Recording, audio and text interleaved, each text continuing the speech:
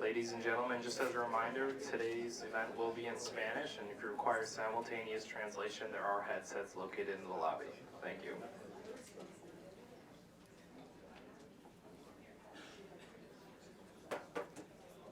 Did you get that? What? I didn't check. I wasn't listening, so I'm sorry. Capital A, capital C, capital A, little C. I just want to make sure we're going to put it up there the whole time. Or, do you want it the whole time? Look, is that right? Yeah, no, that's perfect. Okay. That's like my greatest fear. We did have a typo on one. Yeah. Earlier, we spelled the Euros wrong. All right, I think it's all. We're streaming now. Yeah. It says we're streaming it on YouTube. I'm recording.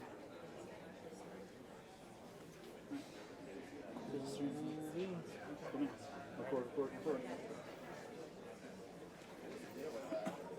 Did you hear me tapping the microphone? Yeah. Okay. Yeah, I hear you now. How to go retrieve our speakers?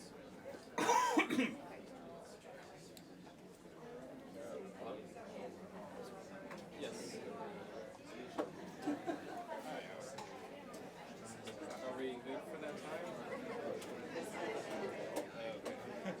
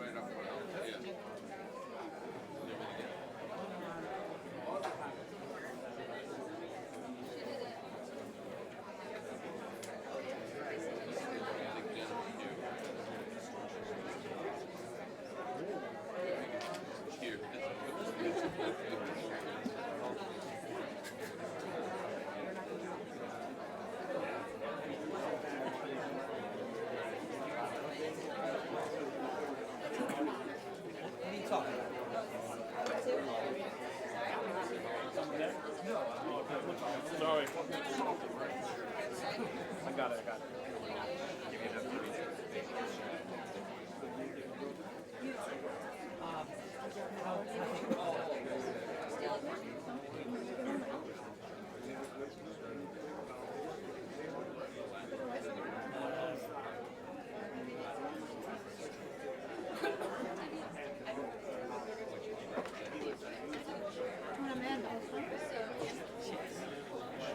With all the cell phones? But then we have this. Portables are worse, aren't they? One is portable transmitter. Right? Yeah. Those are better. These are better. Yes. What? You have a problem with that?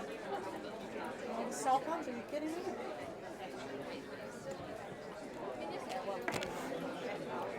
I mean, I'm clean here. So far, so good. Your mic's open.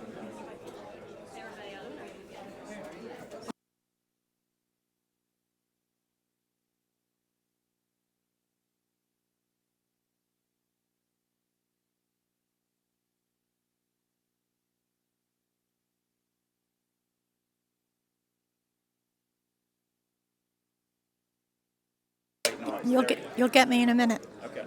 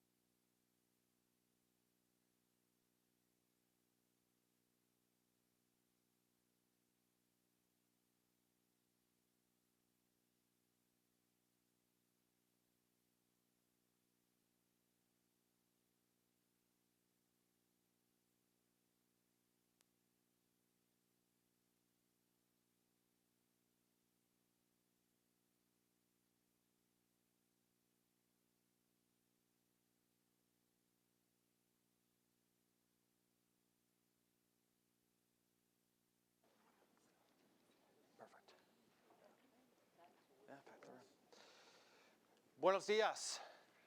Good morning. We're going to be doing this. The event is in Spanish. So if you have not received translation and you need translation, raise your hand and somebody will bring you translation. ¿Todo listo? Okay. Perfecto. Okay, we're ready. Good morning. I'm Jason Marczak, the Deputy Director of the Central Edwin Arsht at Atlantic Council. It is a great pleasure to meet with you and to have two foreign affairs ministers that are extraordinary people. Minister Hugo Martinez from El Salvador and Minister Raúl Morales from Guatemala. I would also like to we would like to have or hope that the Honduras minister regain her health quickly. Unfortunately, she was not able to attend because of health issues. Welcome to all of you, particularly those from the diplomatic corps the Ambassador Francisco Alcho from El Salvador, as well as Ambassador Ligoria from Guatemala, and Ambassador Vericam Ponte from the U.S. in El Salvador. So welcome to all of you. A year ago, Central America began operations, and I can't imagine a more important discussion or pertinent discussion for our first public event that is concentrated specifically in those countries in the Northern Triangle. The international press has focused on the problems, and today we're going to talk about solutions and the future for two very key individuals who can give us their experience, their first-hand experience. The two ministers are here anticipating the meeting that they're going to have tomorrow at the IDB with their presidents, where they're going to present a joint program to improve the structures of both countries, the objective of reducing the immigration rate, amongst other issues. As we know, more than 63,000 unaccompanied minors have come into the United States in the last year. This situation demands a U.S. response, as well as the countries where the children are coming from. The countries, at least now, have a plan. They have you have the biographies for all of those present, but Minister Martinez has had a diplomatic career that's very extensive. He was a foreign minister during the previous government before he was elected Secretary General of SICA. As of the 1st of June, he took over this post and is part of the new government of President Sanchez. We were talking during breakfast, he mentioned he loves the job he has now as a foreign minister, and so this is the second time he's had that post. Minister Morales began his diplomatic career in 1989, and he says he's not sure how that's possible. He looks like a baby. I'm sure he must have started extremely young, maybe right after school. He's had several very important posts, and he has been the vice minister regarding foreign affairs before he was named minister on the 18th of September of this year. We plan to have an informal conversation regarding this current situation and the plan that the presidents will be presenting tomorrow. Then we will have a Q&A for all of you that have been invited. This is a public event, and you may send tweets using @lace.n. I would like to give a welcome to the ambassador from Nicaragua and Costa Rica, who are also present with us this morning. So we're going to start the conversation, and I know that there's a lot of interest in the plan that you are presenting and the situation in Central America. But let's start. There was a large group of unaccompanied minors that came to the United States, particularly during the summer months. It was a huge amount compared to, let's say, 5 years ago. It's 15 times more children that are now detained from the Northern Triangle of Central America. So what is the current situation? Let's start with Minister Martinez. Good morning. Thank you so much for the opportunity to be here. We obviously did have that huge influx of immigrant children or unaccompanied children, but the current situation is a situation where there has been a reduction now of over 50%.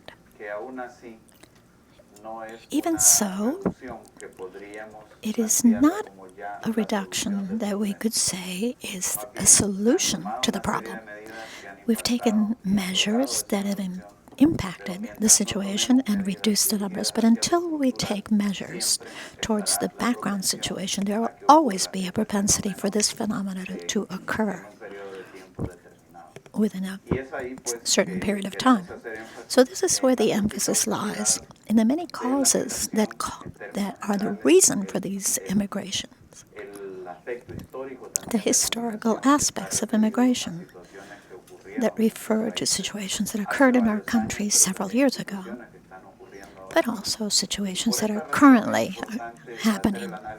So it's important to make an analysis from that point of view, from an integral point of view, hopefully attacking the many reasons for this phenomena as we try to come up with solutions. As we mentioned, we have a plan that we're going to be presenting. We're trying to cover not only the security issues, which are so important, but also the issues of development, economic growth, capital or human inversion of human resources, and improvement of local capacities of all of our governments. So what we're trying to do is to hopefully go in that direction, because unfortunately, even though we take measures to, let's say, strengthen the laws in the destination countries or have stronger border patrols, etc., if there is no one trying to fix the situation from the immigrating public population, there will always be people moving towards the borders. And that's because they find not enough or sufficient opportunities in their country, and that's why they view immigration almost as an obligation.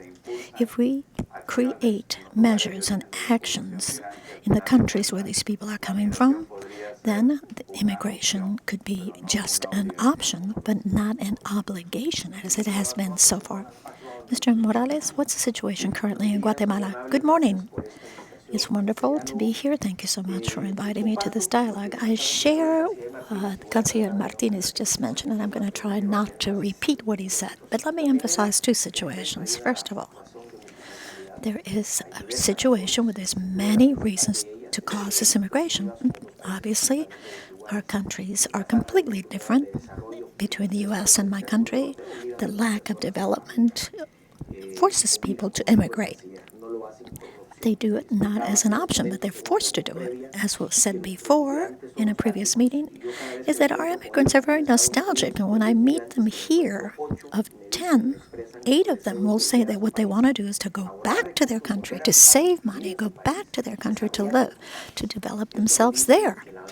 So this makes us know that if most of them had opportunities in Guatemala, in Honduras, and Salvador, would not immigrate. So what we're here to state is what we've done, or what U.S. and Canada did, for example, with Mexico in the 90s. We need to bet that the region can grow. It's much better to do that than to put 1,000 or 2 million soldiers on the border to try to stop them, because it's not going to happen. If people need to move, they will come across. So the most intelligent response is to with good natural resources. Our countries are all rich. We're a blessed region of the world. Our people are hard workers and are valued by their hard work. So I think the plan that we're going to be talking about a little bit further on is to create development in our countries so that people will be able to stay in their own countries. Let me point out that in the case of these unaccompanied minors, a tremendous job has been done. The First Lady from our country and the First Ladies from Honduras and Salvador set up a program that was extremely intense, where they reduced 70% the immigration of these children. Let me point out that that's a phenomenon that's been going on for many years. I remember as a child, when I was 5 or so, back in 1975, so you all know how old I am, and I did go into the diplomatic service at 18, and I'm very proud of that. But I was 5 years old, and I remember that I used to play with a child across the street. His name was Felipe. And we used to play soccer all the time. And all of a sudden, I didn't see him anymore. That was in 1975. And I asked my parents, what happened to Felipe? Well, it turned out that his parents lived in the United States for quite a few years. And when their economic situation improved, they took him to the States. Now, this is a phenomenon that's been happening for a long time. But I insist that this is a lack of opportunities in our countries that causes it. So those of us that come to the U.S. now is to have a partner, someone that trusts us, not just a region that has terrorism or has insecurity in the country. No, we are a region with hardworking people, people that want to succeed. And I think what we have to do is to develop our countries just exactly as happened with Mexico, and we'll see tremendous differences. I'm going to talk about that a little later on, talking about the border between Mexico and Guatemala. There's tremendous differences, disparities. How to find a solution to this phenomenon of immigration. we've been mentioning the reason of why. Why are these children coming across the border? And obviously, it's because of many reasons, and obviously a lack of opportunities. So perhaps we have to explain a little bit more to people that are not aware of the situations. What are the principal reasons this is happening? It's security, lack of opportunities, human capital. What exactly is the situation? What are the main reasons? Well, it's a combination of all these factors. When we talked about the consular networks, have talked to these unaccompanied minors, many of them have been telling us that the only thing they want to do is to be with their parents. This is a previous generation that's already in the United States that came for economic reasons or because of the war or issues that are similar to them. The parents that have been here for years and want to bring their children. So I think some of them, and most of us that are sitting here at this forum, we're all parents, and we know what it means to be separated from your child. Not for years. Even a week is very long when you've been separated from your child. Particularly if it's a young child. So that is the situation where so many of these children, what they're basically saying is, I just want to be with my parents. There are other children that are already adolescents, perhaps getting into their teen years, that basically are looking for economic opportunities. A good number of them also are here because of these situations and the scourge of the gangs in the country. So it's important to look at this issue from the point of view of not just one issue such as security. We need to look at it on a more global aspect to see what the actual origin of these gangs started in the Triangle in the north, particularly in Salvador. What were the roots of the gangs? Where did they come from? Consequently, the approach has to be an integral approach, and that's the virtue of this alliance plan that we are formulating that has in itself a lot of aspects talking about the security issue as well as other issues we've already mentioned.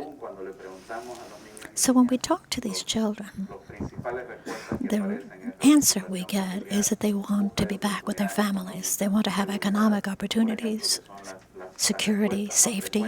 Those are the most frequent responses that we get in all of the interviews that we've done. There is a situation that I shouldn't leave aside, and that's that the human traffickers saw a window of opportunity in the legislation that exists in the United States, not necessarily to help these unaccompanied children, but to confuse them because they sold the parents the idea that if a child, unaccompanied child, put one foot on the northern border across to the United States, they automatically would be able to stay in the United States. Now, obviously, what they were interested in was to get the $3,000, $6,000 that they charged for each one of these children to be transported across the border. The reality is that they had no additional interest other than making money. So that's one of the reasons that the number of unaccompanied children shot up during June and July, because these smugglers were trying to move more and more children because they based it on the idea. They sold these parents that was the truth.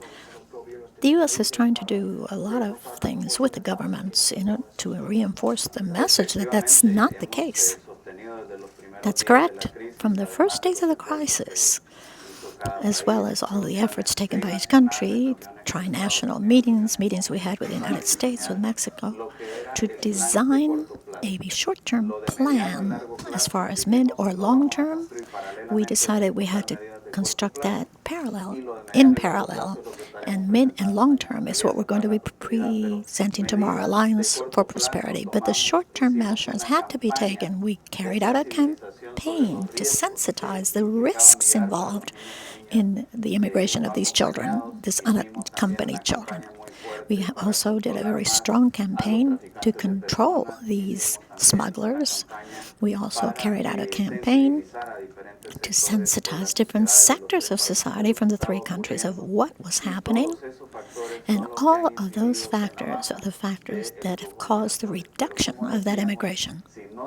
But as we said before, if the basic reasons for it are not attacked, it's not going to change. We need to do that in order to create stability. Minister Morales, in Guatemala, the situation is like that, but you share situations in El Salvador, but you have different issues too. Well, we're very similar countries. We really can't say we have great differences. There are some differences, obviously. Nonetheless, I'd like to mention the factors that Canciller Martinez just mentioned. The lack of opportunities, looking to bring families back together again. As I said before, even being one day away from a child is tough enough without thinking of it for years. The issue of security and safety because of the gangs. We got about 150,000 gang members that were brought to our country back in the 80s, and these are the issues that we have to coordinate with the U.S. government when they sent all those gang members back to our country. So we need to know about these people that are being deported to know what's coming back across the border. But additionally, there's another element where we, in Salvador and Guatemala, we also had internal conflict that lasted many years. And without a doubt, those are reasons that caused the reality of today. But let me insist, we are a very rich region. There is a very important element that all of us should be aware of. Central American countries, between ourselves, are the second economic, social partner of the U.S.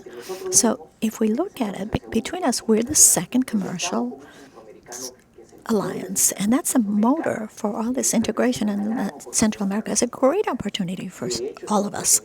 It's an opportunity that we've been able to exploit, but I think we really have to go much further, particularly for investments between all of us. So this is a subject that's in our favor.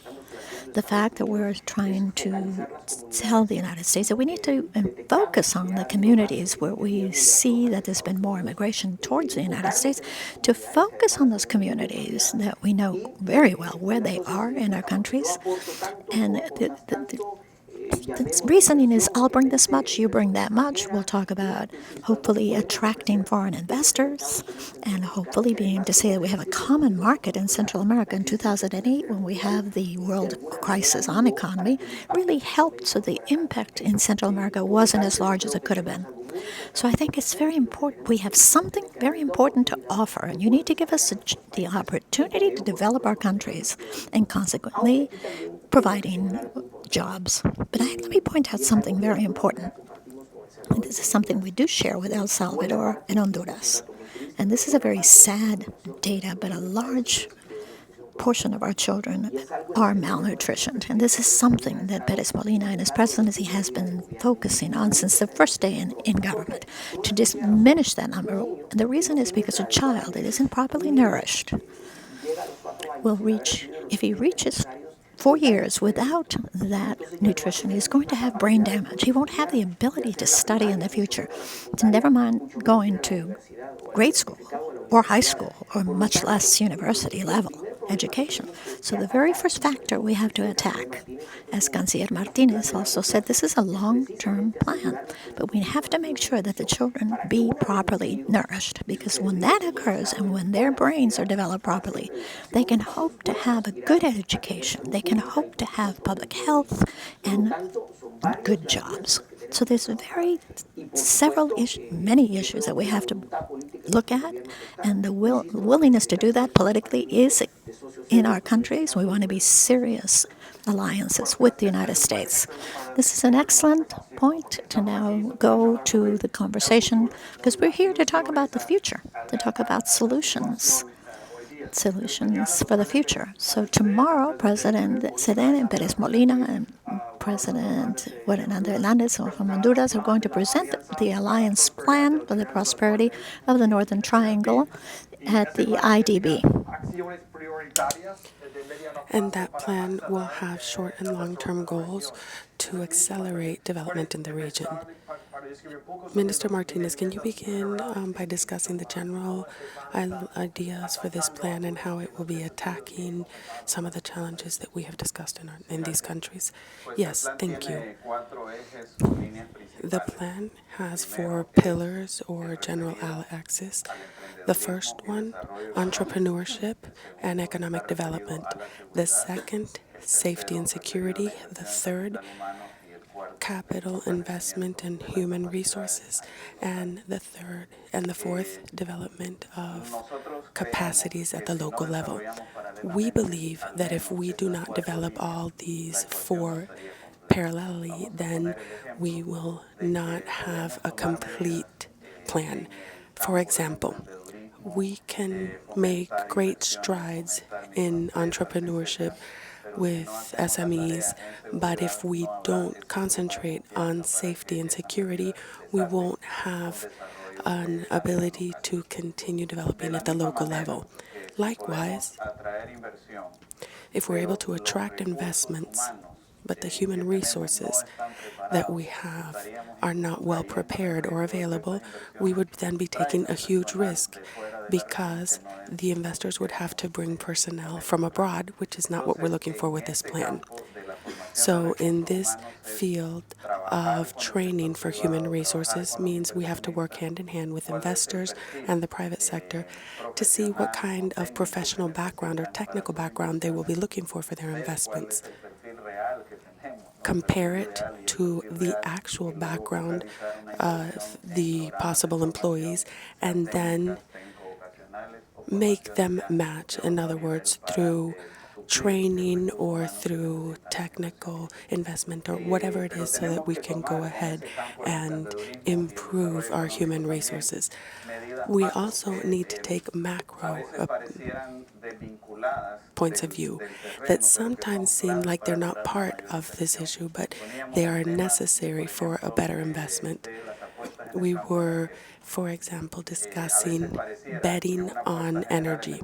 Sometimes you would think that betting on energy, interconnectivity with other countries, and to move away from the electrical matrix is somehow a disconnect from malnutrition or lack of water in the communities. But in fact, what we see is that if we don't have a competitive energy price, lower electricity costs, then investors will go to other countries where electricity is cheaper. So as you can see, everything ties into each other, and sometimes we have to make macro decisions at the country level or the triangle level, but they will have local repercussions. Now remember, this won't be from one day to the next, but rather at the medium and long term. But whatever we do now will definitely radically change our immigration situation and the environment in our country from 5 years forward. For that very reason, we can't fall into the trap that, oh, well, the immigration influx has reduced, therefore we can move on to the next subject, because that situation is always around, especially if we don't look for medium and long-term results. And Minister, in this plan that Minister Martinez is describing, how do you see your action plan for the short, medium, and long term? How do you have an interaction with these ideas? Well, the minister was very specific in what he was saying, and he has explained it rather well. And I don't necessarily want to be redundant, but I would propose, if this is okay with you, that you ask him a question and then you ask me another. That way, if I have anything to add to what he has said, then I could go ahead and add to it. But if you ask us the same question, maybe we're repeating the same thing. If you agree with this way of proceeding, we could go ahead. I actually agree with everything he said. So if you want to move on to the next question, I'll go ahead and answer it. Good. That also gives us more opportunity for our guests to ask questions. I would like to ask about CARSI. The regional plan for regional security is the way that the United States is working with Central America. How is this plan different from the partnership that the United States already has through CARSI in order to resolve these issues. Well, there is a very big difference between CARSI and what we are proposing. CARSI has been designed by the United States government to comply for law enforcement. But our plan, as Minister Martinez has said and yours truly has said, it is searching for development in the region to increase economic opportunity. Of course, with the 4 pillars he mentioned, the productive sector, security, access to justice, human capital development, and the empowering of the state, because a state needs to support that. The United States is concentrating on safety and security, but from a prevention point of view, which is what CARSI does. CARSI is for law enforcement. The other difference is that CARSI was designed by the United States government. In our plan was designed by our governments. We had a series of meetings, and it's something that I am very proud of because we worked with all 3 countries. We had many meetings at San Salvador Airport where we would arrive at 1 p.m. and then leave at 9 p.m. with our ministers, with our teams and everybody. And the truth is it was very interesting work.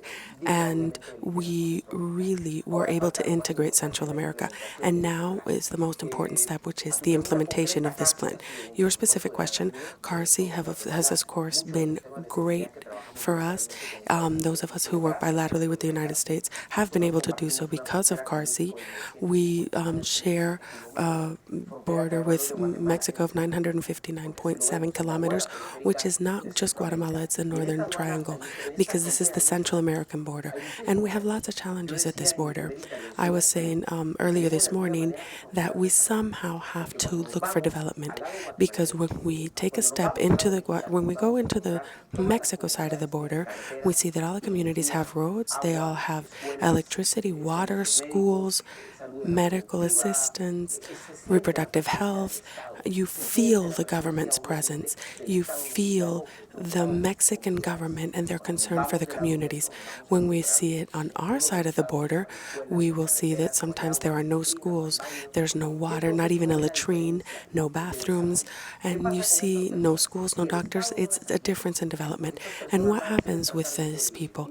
If the government doesn't assist them, they're going to try to live. And in order to survive, they're going to fall into illegality. In some cases, they will migrate. In other part, they will become part of organized crime. They will begin with contraband, drug trafficking, many different things. So the important part is to have a general development plan for our countries that will bring us up to equality. That's why I was discussing Mexico in the 90s. Mexico today is completely different from what it was 30 or 40 years ago, and that is specifically what we somehow want: investment in our region. Security is important, I don't deny it, but it's not the most important. It's more important to create opportunities, because like I said, we can have 1 million soldiers at the border, and we will be shocked at how people will still immigrate into the United States. So it is cheaper to concentrate and focus on structural problems that have advantages for all countries. To be able to invest in our region is better than concentrating exclusively on security. So CARSI, we could work together. The task force that we have in Tucumán is there because of CARSI, but as I said, we also want to incorporate development, economic development, and not just security. And yes, CARSI is different from what you have, which is a plan from your countries, not United States in collaboration with your country, but actually your countries. And I think it's very important to put our finger on this, because there's always been criticism that those in the Northern Triangle aren't working together and you're not taking action on your land to resolve your issues. But this is basically a historic opportunity, because all 3 countries sat down at the airport in San Salvador and developed this plan. I wanted to ask you, how do you see the determination in your country to work with other countries? Like, how did you determine that it was necessary for the three of you to do it? As I said earlier, it was very well coordinated. We know each other very well. We're friends. As far as Central American integration is concerned, we always work with Honduras and with El Salvador. We are a family. So it wasn't difficult to work together. It was a plan that we were able to develop rather quickly. And we saw the crisis from the summer to here, and here we are in November, and it was developed rather quickly. And the IDB really supported us to be able to lay out the plan. They helped us to write it out and to know exactly what it was that we wanted to say. So I do want to recognize the Inter-American Development Bank for their assistance. But it was quite easy because we're countries very, very similar. I said earlier jokingly that the Central American objective is to become one country. And I don't understand how El Salvador, Guatemala, and Honduras aren't one country. We are moving towards that. We are making great strides in our efforts. We're very similar in our situations. So it was quite easy to put it down on paper. There was a meeting recently with the vice presidents by the General Assembly of the United Nations in September in New York, and I wanted to ask what the reaction was as far as the vice president's draft plan, and how do you see the U.S. role in the implementation of this plan? Well, with the U.S. we've had several meetings with the U.S. administration, with Vice President Biden in Guatemala, with President Otto Perez, Logo Henry in Panama, United Nations. Actually, before the United Nations, we also saw President Obama and Vice President Biden, and at these meetings, we were analyzing the situation that we had as far as childhood immigrants, but as well as the current structure we found ourselves in. And the Northern Triangle set forward a joint idea with President Obama. In other words, we had to approach this problem seeing that there were multiple causes and sharing in the responsibility, as each and every country has some kind of participation in the process, whether you are a country of origin or a destination country. So once we came up with the draft for this plan, Carlos Raúl has already explained that we worked very arduously, and frankly, our major issue was how to put it in political terms as far as what our technical situation is and how it is seen politically.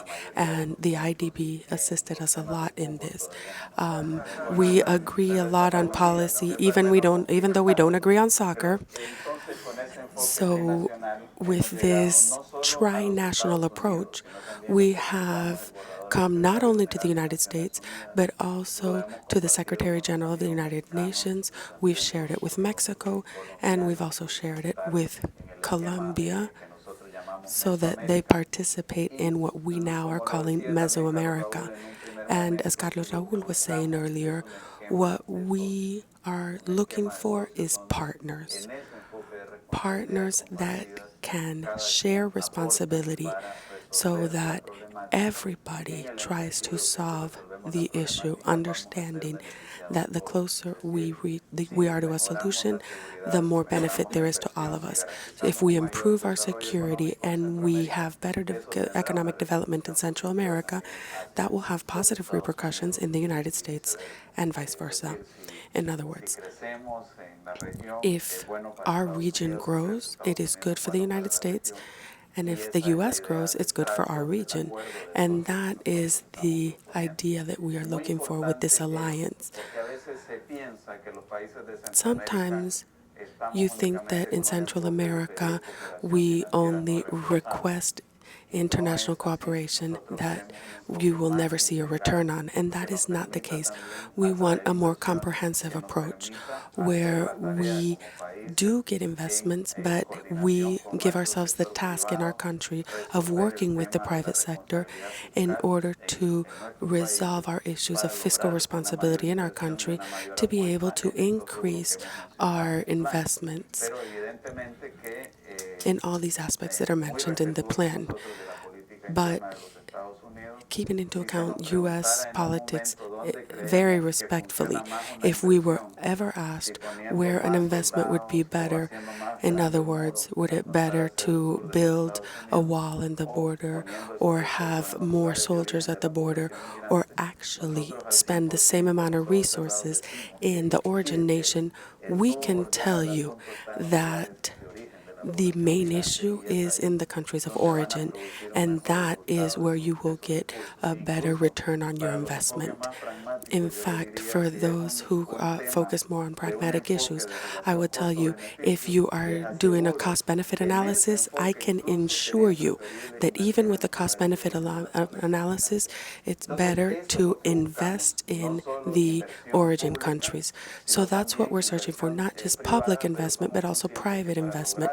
But we understand that in order to increase our private investment, we have to have a better business environment, and that's why we are making this comprehensive plan.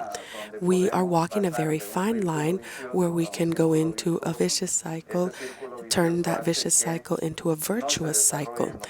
That virtuous cycle would allow us to develop everything of the plan, and one is closely interlinked to the other, and if one doesn't move forward, neither will the other. So we have to take this leap of faith into quality, and basically we can't do it on our own. We need our partners, our historical alliance, as the United States has historically been, understanding that this is a two-way relationship, and understanding that we have always been allies to the U.S. As well. Okay, moving on to investment opportunities. The infrastructure and energy are very well detailed in the plan. And some people are asking why. Why are we going to concentrate on energy if we have malnutrition, for example? Why are we concentrating so much on infrastructure and energy? And what action plan do you have to resolve the challenges in these two fields? Okay, that is a very interesting question. The plan has 4 pillars, not only infrastructure, it has 4 pillars. And I mentioned earlier that for me the most important pillar is strengthening human capital.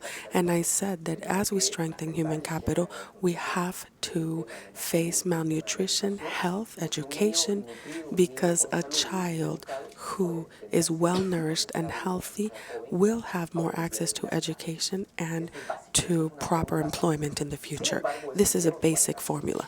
Nonetheless, the employment opportunity will not arrive on its own. And we have an issue here because of many causes. We also have internal conflict, and the structure of our countries is still very basic. So we must work on that. We cannot try to attract investment or to bring great industries to Guatemala, for example, or to the rich lands of the coast of El Salvador or Honduras if we don't have the proper infrastructure. The first thing a company will see is, are we going to gain anything from coming to this country? And if they aren't, they are going to go to Asia or elsewhere. So the first thing that we must be able to offer is inexpensive energy. If energy is so expensive, they're going to move elsewhere. And that's something that we're pushing for right now. And in energy, I want to discuss 3 specific projects. First, the Central American interconnectivity. Why? Because we don't promote how many strides we've made. Central America has made great strides. The issue is that we're not so public about it. And we are already interconnected in Central America. And let me tell you right now, we are discussing it with Belize. They're the next to the last partner for SICA. Between Guatemala and Belize, we are signing an electrical interconnection plan. And what does this interconnectivity allow for? To sell and buy energy from each other so that it is more stable. So that if one other country goes, for example, the drought that we just went through, or because of climate change, because of a hurricane, because of an earthquake, because of volcanoes, whatever, we are a very vulnerable region. We're one of the most vulnerable regions with the Caribbean and the islands of the Pacific. This is very necessary. We have made great strides in interconnectivity. Second, we are with Mexico, and here's the future ambassador of Mexico, Guatemala. We are currently working hand in hand with Mexico on gas pipeline that will allow us to bring gas through Shell. Right now, it's 17 cents a gallon in Guatemala. When we can bring Shell to Guatemala, we will be able to reduce it to 6 cents per kilowatt. That is a huge gap. Third, the other project that I mentioned earlier, also working hand in hand with Mexico, which is a very ambitious project, taking advantage of our resources and working very well within the environment to have Suma Cinta be utilized for hydroelectric power. Without the need for dams, without the need for floods, we're going to be able to improve our electricity power because we're going to be able to use the river itself with no need for dams. And this hydroelectric plant is going to help also. We also want to increase our ports and our roads. How can we tell an investor to come if we don't have the proper ports or roads for them to move their product? So I insist, human capital is essential, but we also have to keep in mind infrastructure development so that the country can develop for themselves. I was born in 1970. And in my countries, the roads we have now are 90% the same roads we had in the 70s. So we need to generate better infrastructure so that we can reach the communities. And that is what President Pérez Molina has concentrated on. And we have been able to pave more roads. And I'm sure that in El Salvador and in Honduras, they are also paving more roads so that it allows those who work on the countryside and the most remote areas to be able to take their product to local markets. Another subject I like to discuss a lot that I saw with Mexico and their border, I have been with many communities in the uplands of Guatemala.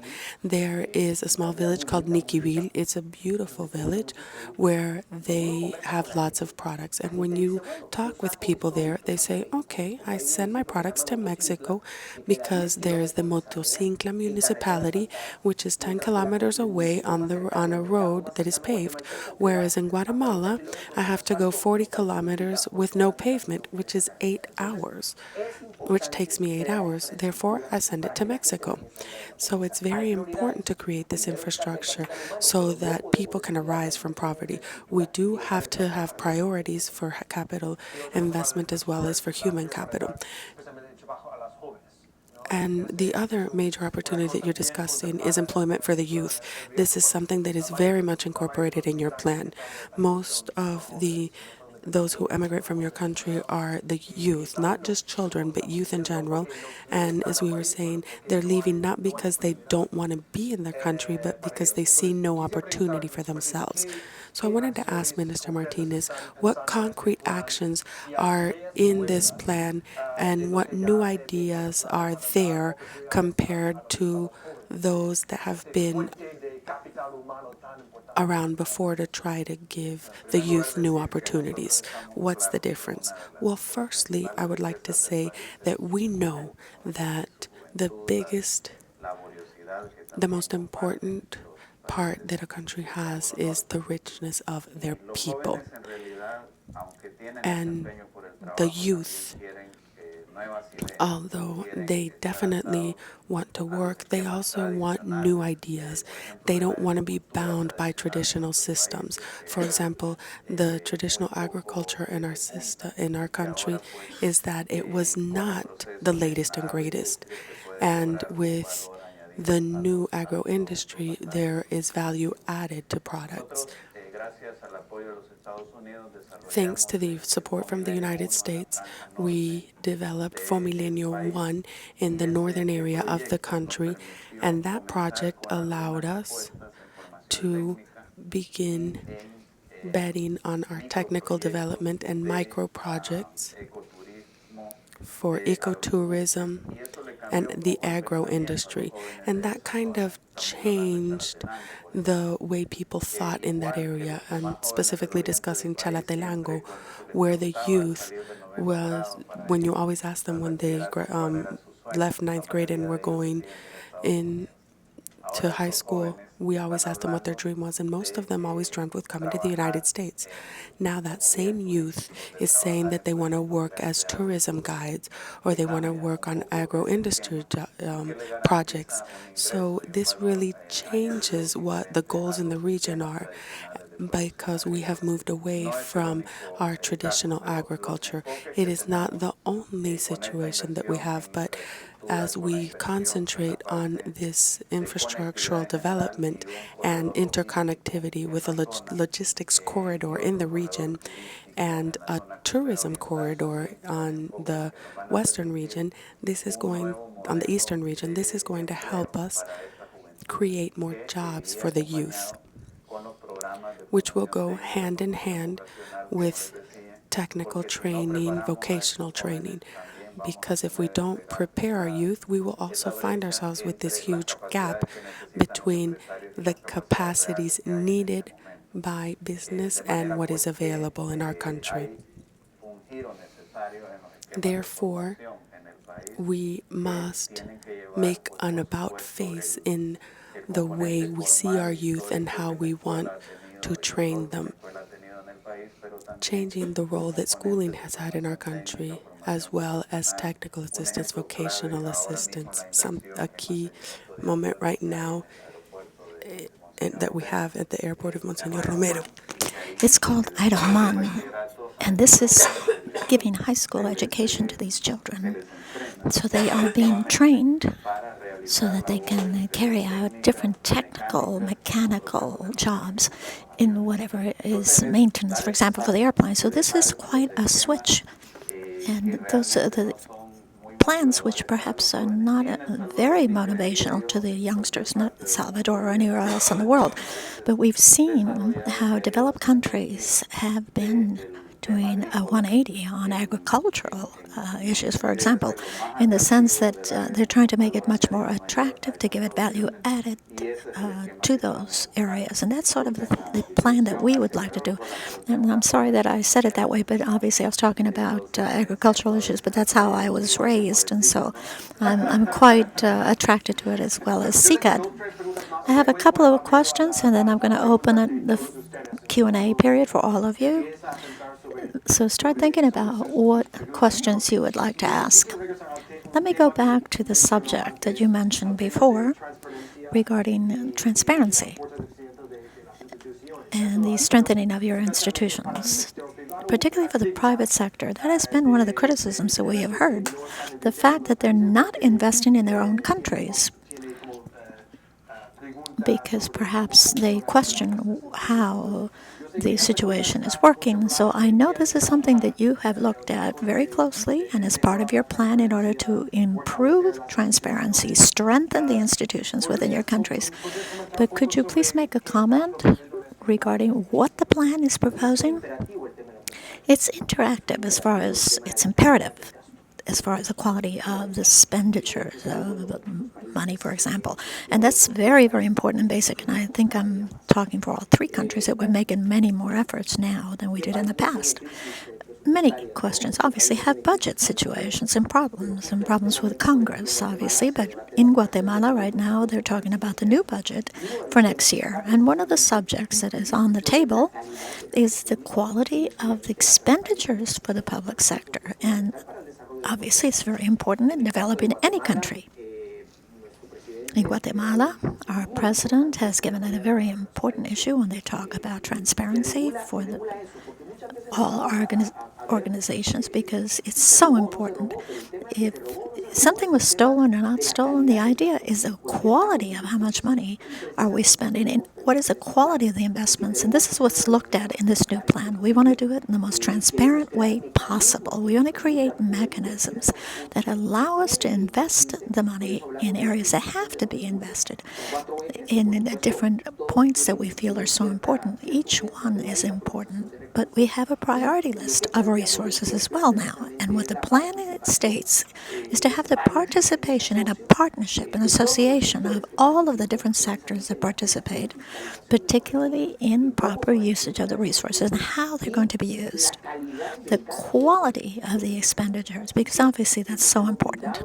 So I'd like to point out that those mechanisms, obviously, the IDB will have to work with us because they've been a very, very strong ally and they've been supporting us from the beginning. Undoubtedly, we'll be able to be sure that transparency is one of the most basic premises of this new plan. Minister, in these plan issues locally, what reactions have you seen in your own countries with regards to the new plan? And what has been the private sector's point of view regarding the plans, as Minister Morales has just mentioned, for improving transparency? Is there a lot of debate in your country, particularly with the private sector? What are they saying? Well, first of all, there's a tremendous level of expectation. There's a tremendous amount of interest to see how this plan is going to work. Not only the concept, which we have already carried out, but also its implementation. We have to knock on wood and hope that the plan is good, but it will also be able to be implemented properly. Perhaps if we don't have the steps that are necessary to do that. We're going to be talking about that tomorrow. We have tremendous interest and expectation that the plan will start to work and that it will work. Obviously, civil societies, businessmen, all of them have questions as to how are they going to establish resources, how are they going to be invested. And let me go back to the most basic point, transparency. The governments from the Northern Triangle, Salvador particularly, have taken great strides, particularly in the non-reimbursable investments. It's in the website. You can see all the information as for how we've invested a lot of the monies in our country, what areas it goes to in the country, how is it being used, etc. So I think these are mechanisms that are very sound. And as long as we provide more transparency, then less possibility for corruption. I'd like to also say something that's very sensitive, but I'm going to say this very frankly, that you need to judge us by what we're doing now and not by things that have happened in our countries before. And these are issues that we have to start getting away from because obviously until some presidents were actually processed in the Central America area because of the different problems, suspicion of corruption, all of those issues that happen, we need to be concerned, and obviously we hope that the same legal processes will be used if someone is found guilty of corruption. Situations that have occurred in our countries, there is a signal that that cannot be repeated. Those situations that occurred in the past cannot happen again, that we need to look towards the future where transparency is the most important situation. The more transparent we are, the least possibility or the less possibility of having corruption at whatever level. It could be the highest to the lowest level. And we're very, very committed to this plan, and this is something that we have made a part of the plan. And we feel that there has to be cross-control between the different organizations of the government, each one respecting, obviously, its own authority, but at the same time to carefully watching how things are being implemented, how the plans are working. That's the message that I have for the private sector in general, for the three countries that have been interested in this possibility. We want all of us to work together. We want them to invest in this plan, and the guarantee is transparency in the implementation of the plan. I know that in El Salvador, the private sector has helped tremendously, particularly with the U.S. plans with the MCC, for example, it's been very strong, and I think this is the right time to perhaps reach the next level with the private sector. I'm going to leave time for questions, but I have one last question for Minister Morales regarding tomorrow's meetings. Tomorrow, your president, together with yourself and President Sanchez Iden and the minister and President Hernandez from Honduras are all going to be meeting tomorrow all day. And unfortunately, you're not going to be here with us, but you're going to be with President Moreno. Vice President Biden is going to be giving a speech in the morning. What do you expect as concrete results from these meetings that you're going to be having tomorrow with IDB? Perhaps financial resources or technical resource support for the plan? What do you foresee? Well, this is something that the journalists in Guatemala, and I'm sure in Salvador and Honduras, have been asking us all the time. And I'm not a journalist. We know you're not. And thank you for inviting us. This is a subject. This is a process. This is, and I've said it very clearly in the past, that on Saturday we'll go back with $3 billion to process the plan. No, this is going to take time. And obviously any type of plan or process is expensive, and that's when they're the best. We certainly appreciate the President Obama's administration's acceptance to listen to us and to have this meeting, as you mentioned. The three presidents had met with President Obama here in the United States back in July. Consequently, the political will of the United States is present, and it's so important. The plan, as Hugo just mentioned, is we're not here to put our hand out. We're not here for money to be given to us, or just to not saying that we're going to reinvest or return. We're here to make an alliance, to be partners with the United States. And then, of course, we're going to need resources in order to carry it out, but also the opportunity to be able to create and invest in our countries, to be able to give that opportunity to our citizens. So it is a process. It's going to take time. It's a process that I can't tell you exactly, I'm going to need $3 billion or whatever amount. It would not be anything but a lie, because I don't know. We need to initiate the plan, because basically all we have are guidelines, where we're heading. We know exactly where we want to go, that we need from starting the meeting tomorrow to start to develop the plan and start to identify exactly where we can gather those resources. Where obviously our countries will have an important part, because we also have to provide the funds. We need to identify the poorest areas of the country and set up an association where all of us can invest, create development zones in our countries. So we have to continue to work, and I think this is where we see that President Biden and President Obama have the goodwill to talk with us. We need to go to Congress. We need to continue to negotiate. This is a process. It's not going to finish tomorrow. It began mid-July last year, and it's going to take a while. Plan Colombia is an example. Although Plan Colombia was strictly towards security, this one is to create a lot of other possibilities. And I don't want to compare it. I've talked so much about Mexico because obviously this is my biggest partner and neighbor, and I always talk about Mexico, not only in Central America for Guatemala, but all of these plans have taken a long time. Development takes time.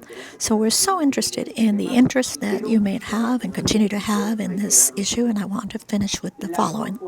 The best way to avoid immigration is to invest in the people, is to invest in their country, is to create opportunities. These are processes that at the midterm would give us effective results. I am completely in agreement with you. Let's open the questions and answers. Please give your name, your institution. Not a comment, please. We'd like questions, not comments, because unfortunately we don't have much time and we have a lot of questions. So first here on the... Let's start with here. Inevitably, I am going to make a comment. I handled the CARSI resources. I handled Armando Paz. during 3 years, we tried to be aware of the fact that the violence issue came from all of these problems. And obviously, everything you're saying is very emotional because obviously that's what we saw. But I have 2 questions. First of all, the malnutrition. I lived for 3 years in Guatemala talking with the tax authorities, and the chronic malnutrition is something that's been happening for over 15 years. So my question is this covered in the plan? And somehow it has to be part of the plan. You talked about that, Minister. You talked about transparency and corruption. These are such chronic problems. Obviously, we know that we've had resources in the past to help the problem of malnutrition. But what part of the plan is covering these issues? Why are we not going to repeat the problems and to fall back into the same situation that we've seen before, that perhaps the resource will go elsewhere? Well, second question. My name is Esmeralda Lopez, U.S. Committee for Refugees. And we've been working with these unaccompanied children since 2005. Thank you so much for all the information you've given us this morning. My question refers to the opinion that what is missing is for the fact that economy has not been part of the solution in order to stop immigration. Is using an example of Mexico. As far as a crisis that's occurring in Mexico regarding security issues, and I'm saying very sadly, I have Mexican parents, and I'm quite proud of being an immigrant. But what can we learn from the example that we've seen from Mexico, from that crisis? And perhaps the need to set security as a priority in Latin American cities. As far as nutrition is concerned, I think this is something that has been inherited from the past. If the grandmother had these problems, so will the grandchildren. It's a long-term problem. It's one that we have to attack. This government has reduced the situation. We have numbers now that we can say that we've reduced it, and it's a tremendous objective in Guatemala. The quality, for example, of the monies that are spent, the budgets. We have a subject that we have to look at that issue.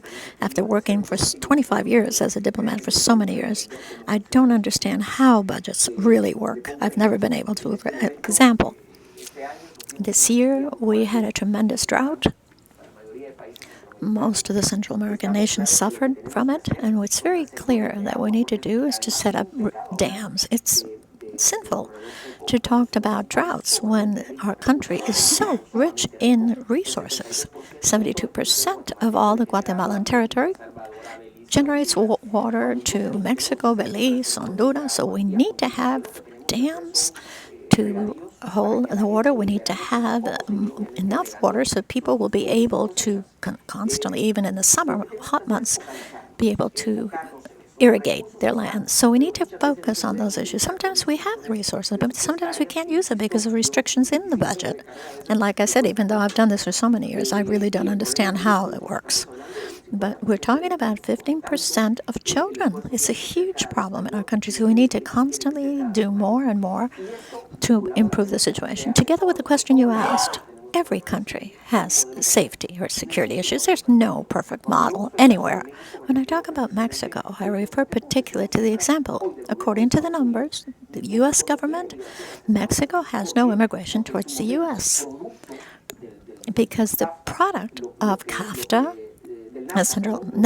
the North American Free Trade Agreement, when they started to invest in Mexico and generated employment and opened companies in Mexico to give opportunity to others, and I can see the difference. And I can invite you to please go to the border between Guatemala and Mexico so you can see the difference. Obviously, security issues exist, will exist, and even exist here in the U.S. We are so sorry. Peña Nieto, we're so sorry for the situations they've had. Mexico has to overcome those problems, but we all have them in whatever country, Salvador, Honduras, Guatemala. But what we need to copy are the positive experiences.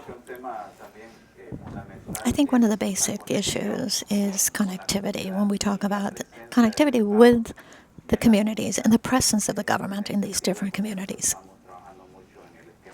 We've worked tremendously with the issues of community police, for example, to have better understanding and ties with the people and the presence of the government in every place in the country. If it doesn't exist, obviously this organized crime, the drug traffickers, all of this will take over those areas if the government isn't present. And they generate, obviously, tremendously complex situations, which are then much harder for the government to be able to route them out. So without trying to say everything as far as the government is concerned, there has to be a presence of the state throughout the nation. For example, this immigration flow that we talk about was basically because the government did not exist in border areas of our country that are not legal, that basically there was no presence of the government in order to be able to control the situation and to stop these unaccompanied children to go out in the hands of the smugglers, because those are the routes that obviously are used to also smuggle and traffic drugs. So if the government has a presence in that area, obviously it's better control and obviously less propensity towards this violence and criminality. As far as transparency and corruption, that's why I said it's very complicated after everything that's happened in some of the Central American countries to be judged by the past and not to be judged by the present. I think the most important antidote to all these situations is major transparency, more transparency. If we tell the people that we are investing in such and such a project that is creating such and such a community, and the community realizes that it's not happening, well, then that's when they're going to start to demand responsibility and responses. If we've done in the past, when we haven't given the information as in the past, and the community doesn't even know that the project was supposedly working. And that's how we've seen failures in projects that were never carried out. And as you mentioned, basically the funds went elsewhere. Let me say it that way. So transparency to me is the key to future success, and we need to guarantee, and in the plan it is established that using higher transparency we'll be able to get away from the scourge of corruption. Obviously we've talked about that before. We've mentioned that these new threats to democracy basically are corruption, organized crime, natural disasters. Obviously, those are all threats to democracy to such a degree that they could cause tremendous effects to the country. Good morning, David Medina. For 5 years, I've been Subdirector of Prevention of Juvenile Crime in Honduras. My country is to the ministers. I'd like to know the moment that this Northern Triangle is living through right now. The Vice Minister of Prevention is from Honduras, and we went with 7 U.S. congressmen to one of the communities that was perhaps the poorest of Tegucigalpa in Honduras. Weeks later, we had the visit of 5 other congressmen that went to meet these immigrant children. How does the Northern Triangle perceive the attention it's now getting from the United States? Ponte from the Brookings Institute. Mr. Ministers, thank you so much for being here today and for sharing your ideas with us. I'd like to know, what is the size of the budget for this prosperity plan, and what are the percentages that El Salvador, Guatemala, the countries, what is the percentage of the amount that they're willing to contribute? Let me have one more country one more question. We have a lot of questions out there, so let's take one more. Thank you so much, first of all, for the ministers to be present with us at the Atlantic Council this morning. and to bring us all the information. I'm Fernand Ricos from the World Bank. I just came back from Salvador and Guatemala after being there 7 years. And for me, both countries perhaps the most agile private sectors of Central America, create a lot of employment and jobs. However, that very same private sector, not only the private sector, but many individuals in the northern area don't see security as something good for the public. And I think that's perhaps one of the most largest barriers to have more security. How can you convince them that you have to invest not only in that sector, but perhaps most important, which is security, in both countries, when most of the people that benefit by security pay for it themselves?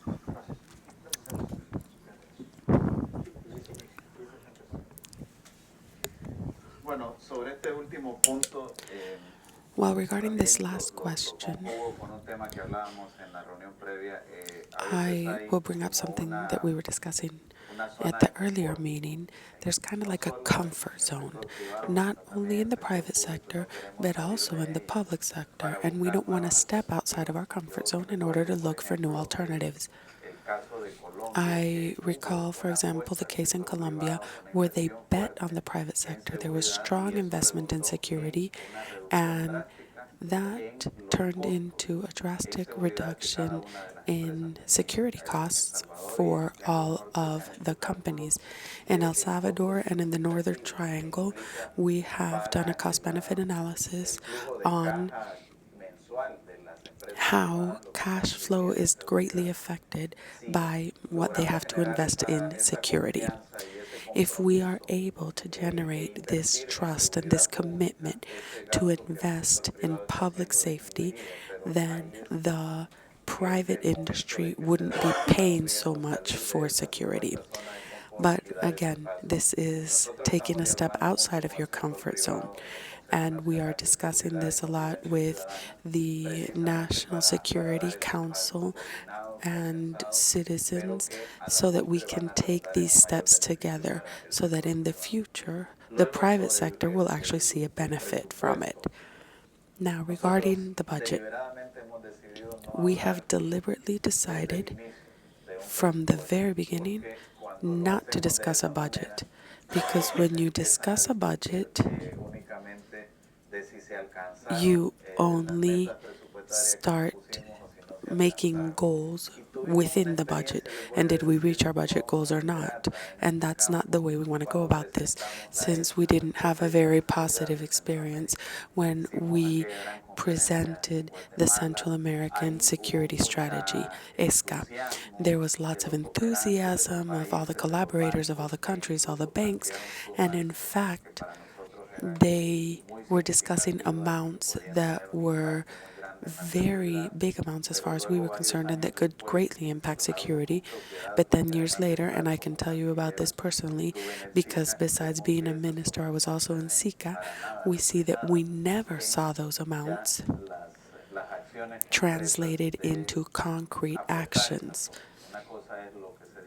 So what was said was one thing,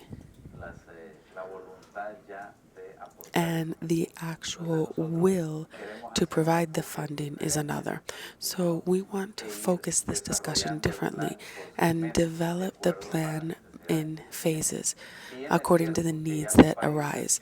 It is true that the countries are already investing in many areas. I want to go back to the Fomilenio 2 case. With the U.S. support, we are beginning significant investment of over $300 million in the coast, which is an origin area for immigrants. There are hotel projects there, there's logistics projects there, and that will generate opportunity in that area so that people stay in that area. In the other countries, we are seeing projects of this type as well, and that is something where the road has been paved. But there are other areas where the road has not been paved, and that's where we will go into better detail without discussing monetary investment. but rather goals, which is what we would rather concentrate on. Is there momentum from attention from the United States to the Northern Triangle? Yes. And we would like to extend that momentum as long as possible. And we would hope that in other occasions it would be positive attention and not because of structural problems or other issues that are very clear in our countries. Nonetheless, we understand the dynamics in the United States. We understand the dynamics specifically here in DC, which is very fast-paced, and that there are multiple issues and that you move from one issue to another all around the world rather quickly. But right now there is a focus on the Northern Triangle, and we would hope that with this visit and with future visits, we will be able to maintain this level of attention for a better understanding of the situation that we are living. In Central America, the Northern Triangle is no longer a group of countries with internal armed conflict within a Cold War frame. It is no longer a region that is dominated by extreme polarization in different countries. This doesn't mean that there is no polarization or that there's no debate, but the debate has changed into a debate without the use of force and rather a discussion of issues in different countries. Therefore, we would like not only at this opportunity, but in the future to remain with the interest from the United States. And I can tell you this from a very basic point of view. We are neighbors, at least for the next thousands of years. There's no huge change planned in world geography, so we will continue being neighbors, and therefore it's necessary for us to work hand in hand. In our case, and with the United States, we will be together.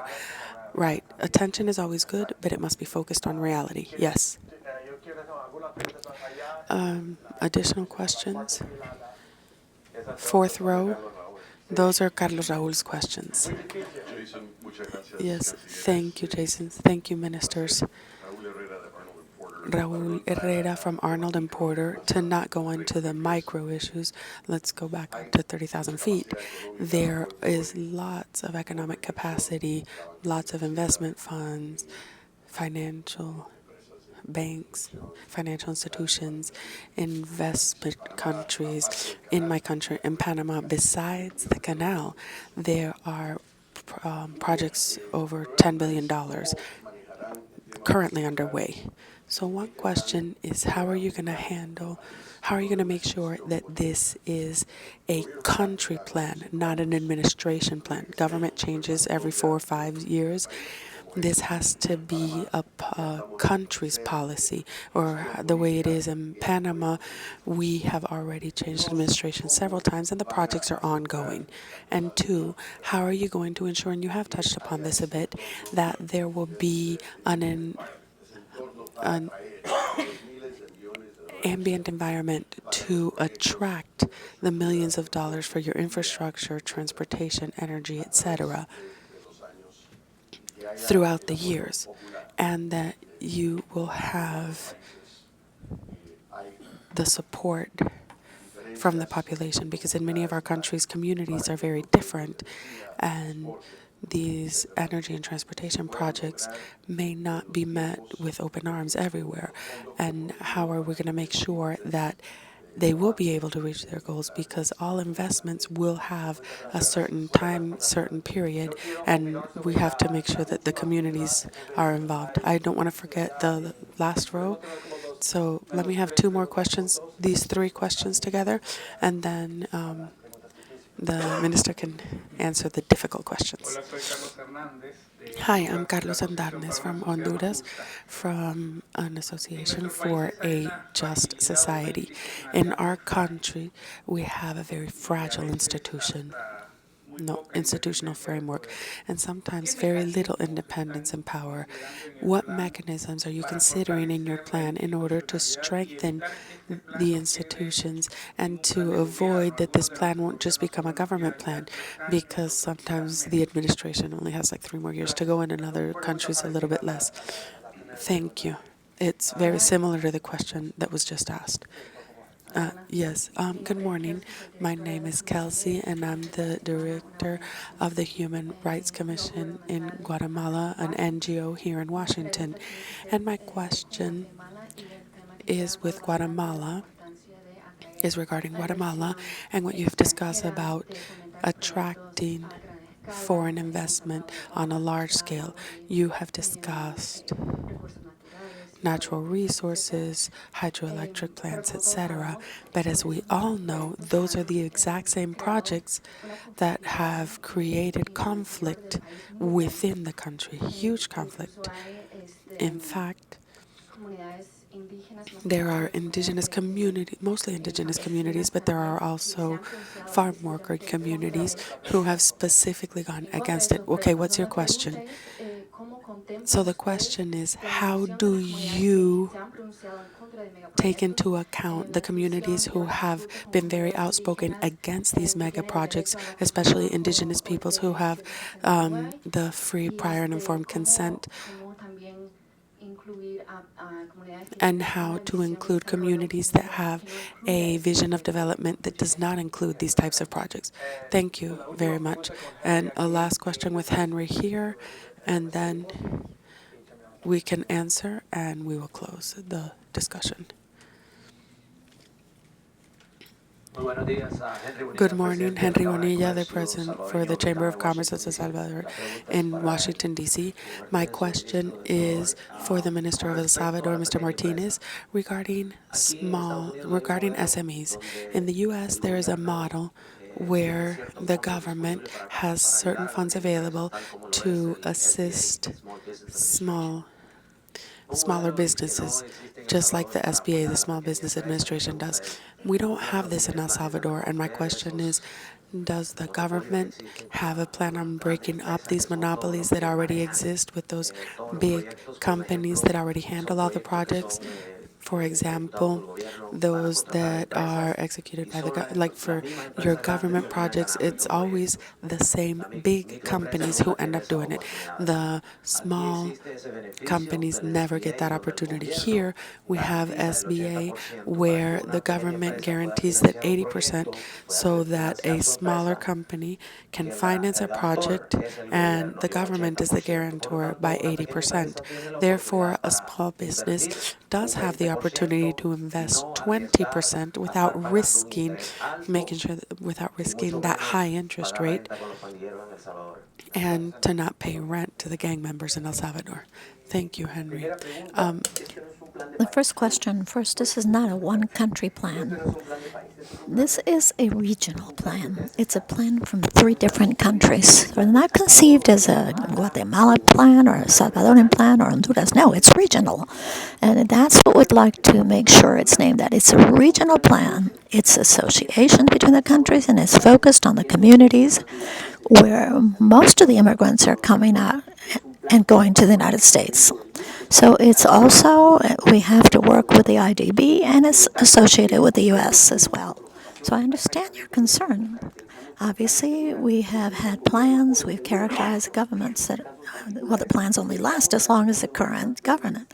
But we're hoping that these are regional plans, that it was not going to be something where we're going to go backwards. We're going to attract investments. It's a very complex issue. But our countries have a great advantage. And I insist it's something that we haven't exploited as much as we should have. It's the geographic location. We're on 2 oceans. We're near the United States. We can't move from the neighborhood, as Hugo mentioned a little bit ago. We need to stay there, and we need to believe in ourselves. Central America, currently, even with all the problems that we live in, let me indicate this again, Central America and Latin America is not a danger to the security of the world today. And that's something the United States clearly understands. And all of the people in the U.S. have to understand that no Central American or Latin American or Caribbean country is there currently any project to develop atomic energy or any of that. No, we are concentrating on trying to develop our own regions. And that's why the SELAC meeting, the summit that we had this past year, we talked about Latin America and declared it as a region of peace, where there are no wars, because basically that is what it is. We do have conflicts, we have security issues, but we're not generating tensions in the world. Consequently, that's an opportunity. It's a factor that we have to use and offer. To the fragility of the institutions, yes, we are that, and we need to strengthen them, but there are basically no other options. Democracy is the way of life we have chosen, and it's a wonderful way of life to have alternate parties in government, but it has to be much more transparent because corruption is what causes the problems. And that's why this plan is concentrating on transparency. And we have to bet on the fact that we're going to strengthen the institutions. To the other projects that was asked, yes, one of the most important things that we're pending is for the projects as far as OIT and the hydroelectric plant that I talked about. That's a state plan with Mexico, with the Rio Sumacinta. It's not a private project. It's a co-government projects. And these are the elements we met with Mexico, is that we're going to involve the local communities. I believe and I sustain that one of the most fantastic way to eliminate the opposition is to have the local people participate, not to buy things for them, not to try to talk them into it, but to say, look, participate in the project. And as soon as the society in the area starts to see the benefits, they'll become a part of it. The idea is to make sure they participate. And since this is something between two countries, we've included, for example, in Mexico, involving the communities that live in those areas, but not to generate any kind of flooding. There's no reason to be in an opposition to this, because we're basically trying to use the resources we have and make different communities participate. In Chisoy, for example, we cannot do that again in Guatemala. That's the best example of what we can't do, we mustn't do. And as a citizen of Guatemala, I will say specifically that we need to have the communities be part of the whole process. Well, talking about institutional fragility, let me remind you that our governments are relatively young democracies. And I don't want to say anything specifically that, but our backgrounds have been very strong, complex, internal complex. We've created new democratic institutions after those strong and difficult years that we went through. So it's very important to strengthen them and continue to do so. But what I can guarantee, and I believe that I'm talking for all three countries when I say this, no one is willing to break the institutionality of our countries and go back to the armed conflicts we had in our countries that left us with many losses, not only in resources and recourses, but perhaps the worst loss was in human life. Each step that we take, as far as my opinion is concerned, is the fact that we're consolidating institutions, making them stronger, but of course we need to continue to do so, particularly in Salvador, which is a case I'm much more aware of than anywhere else. We have had differences, for example, in sentences, in one organization in the state has had to state whether they agree or not. We need to respect each other and respect our independence, but we have to be aware that this has to get better. As far as the small companies, the micro companies, it is part of the plan. Perhaps some very good news for you, Henry, is that we have used the SBA characteristics. We're going to hopefully reproduce the ideas of SBA in our country. We're opening in 14 centers that are going to be supporting all these small companies. And it's been done in such a successful way that it's going to be a model for SICA, because they also want to use it in other countries of SICA. So we are an example right now, and we've done it because we feel it's a fantastic experience as Small Business Association here in the U.S., and the U.S. is helping us, teaching us what to do. There's example, for example, the providing of school packages, and not just buying or smalling for small companies, but the idea is to have local companies, artisan companies, like the local producers, shoemakers, etc., that are obviously have much more difficult times because it's harder, but this is a political decision of the government. And that was one of the situations that worked best at the local economies, that reduced the impact of the economic crisis that we saw when it happened here in the United States, and the effects it had in our country, because there was a movement of capital to the local levels, to people that were buying and selling products, and it was very helpful when the government helped. So your question was excellent, and your suggestion also was excellent, and I think we are working the very first steps of that. Excellent way to end the conversation. Ministers, I'd like to thank you so much for being here with us this morning.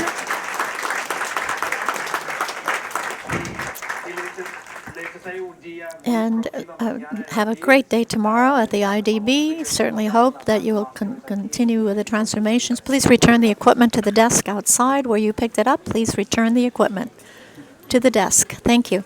Could you run out and help Joel grab that stuff?